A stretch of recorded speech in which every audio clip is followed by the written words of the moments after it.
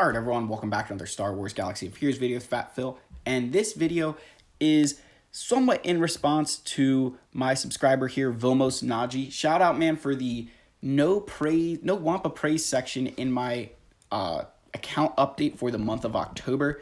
That was actually intentional because I'd been planning to do a video on the origin story of why I love Wampa so much. So we're going to get into it, guys. We're going to first go on our king favorite character in this game, Wampa. He is probably, I'm not exaggerating when I say he's probably my favorite character in this game and has been for a long time. I'm going to show you guys probably two of the times I used Wampa the most before he got his Omicron.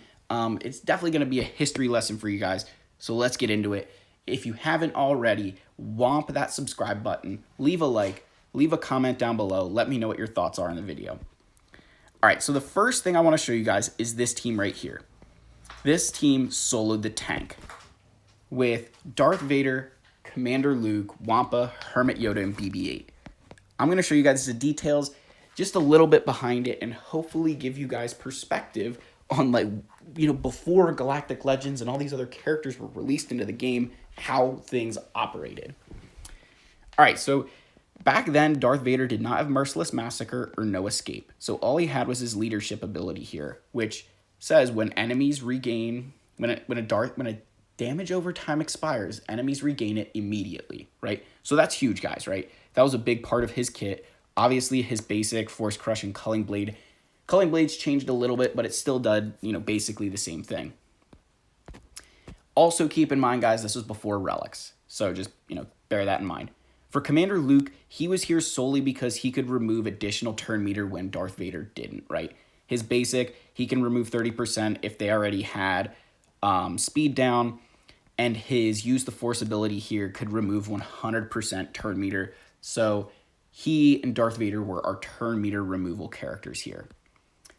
Hermit Yoda was here for Master's Training. He had a lot of survivability, but his big thing here is the additional 25% offense and potency when they have Master's Training. So Wampa, Darth Vader, Luke, and then BB-8 as well, all gaining additional potency.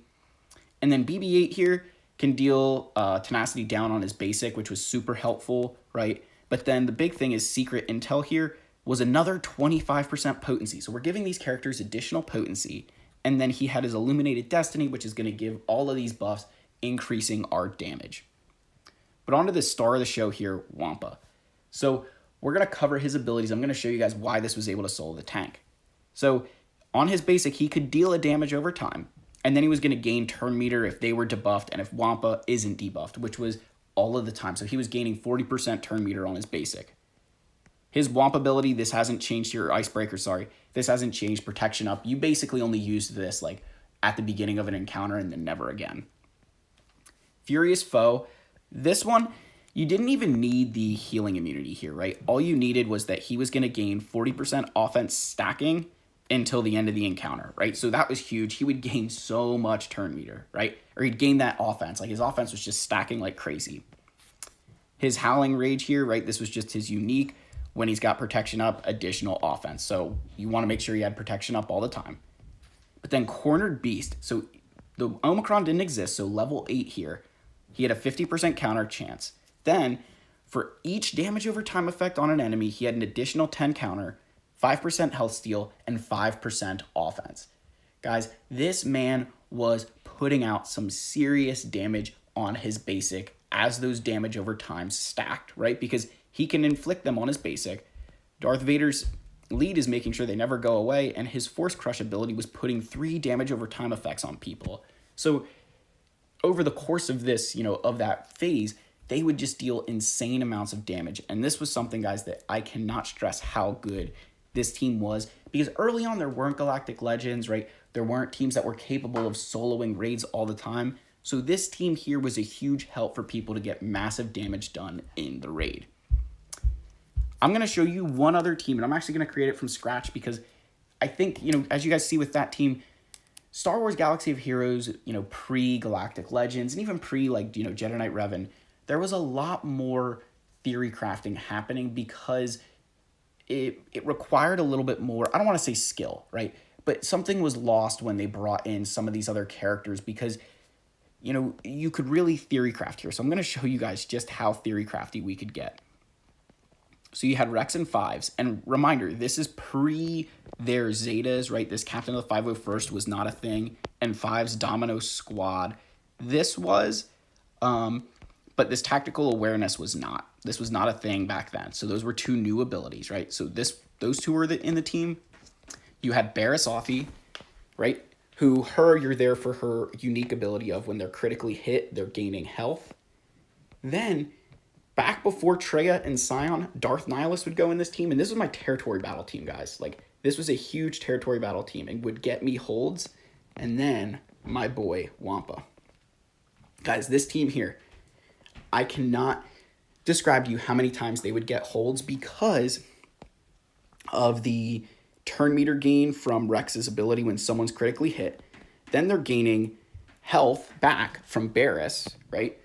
Fives had such a large health pool that it was almost impossible to take him out. And he's gaining turn meter all the time, which is putting speed down, right? Then you had Darth Nihilus, who was there for Annihilate. That was literally the only thing he was there for. He would just eventually annihilate somebody. And then Wampa, the amount of times I saw Wampa survive, be the last character on this team because people would underestimate him, was huge. Easily one of the most important characters on this team without realizing it because of all those abilities that I showed you guys. But that's it, guys. This was my origin. This is why I loved Wampa so much. He came into this game, with the creation of Hoth territory battles, and was the only way you could get him right was guild event currency 1, just like now.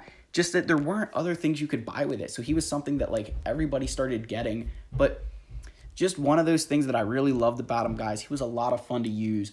And now with his Omicron, obviously, probably the single best GAC Omicron from a standpoint of you already need him at Relics for Jedi Knight Luke. So putting that Omicron on him gives you a character who would be completely wasted for your Grand Arena to now be able to solo tons and tons of teams. But that's it, guys. That's my Wampa love origin story. Hopefully you appreciate that little history lesson, and you guys maybe saw a glimpse into Star Wars Galaxy of Heroes back in, 2016, 2017. As always, guys, leave a like, leave a comment, subscribe to this channel. We have been growing so much. I love all of you. May the Force be with you. Cheers.